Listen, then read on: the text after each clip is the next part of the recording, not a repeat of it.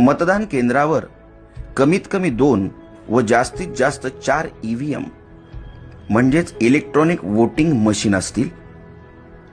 तुम्हाला मतदान एकूण 4 म्हणजेच अ जागा, ब जागा, क जागा व ड जागेसाठी करणे आवश्यकच आहे.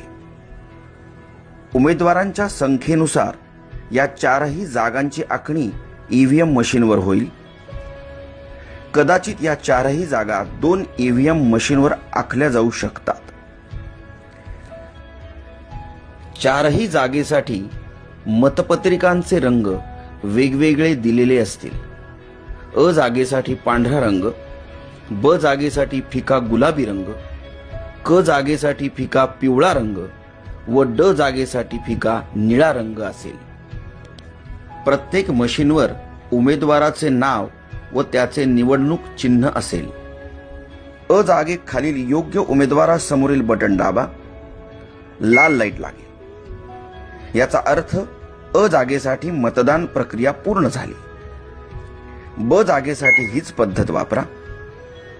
क जागेसाठी हीच पद्धत वापरा.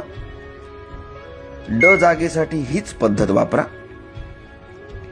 एखाद्या निवडणूक जागेसाठी उमेदवार योग्य व सक्षम वाटत नसेल तर मशीनवरील NOTA नोटा याचा अर्थ नन ऑफ अबव किंवा वरीलपैकी कोणी नाही असा होतो, ते बटन दाबू शकता. पण जरा विचार करा, कारण तुम्ही भारत देशाचे सक्षम मतदार आहात आणि तुमचं एक मत देशाचं भविष्य बदलू शकतं. तेव्हा योग्य उमेदवार निवडायचा प्रयत्न करा.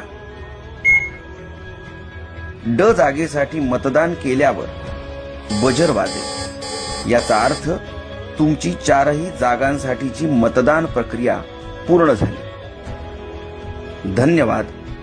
तुमचं मत हीच तुमची ताकद.